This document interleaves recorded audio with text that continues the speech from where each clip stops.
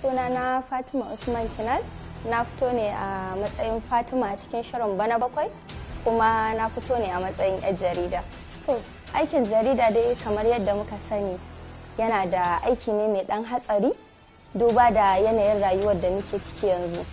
So, rawar da muka taka a ciki tare da Nafisa, so mun fito ne a matsayin 'yan jarida, mun yi gwagwarmaya, mun sha wahala, an faɗa an tashi, duk dai garin kokarin kwato rayukan mutane haka, wahala dai ai kokari a kare al'umma daga fadawa halaka dai.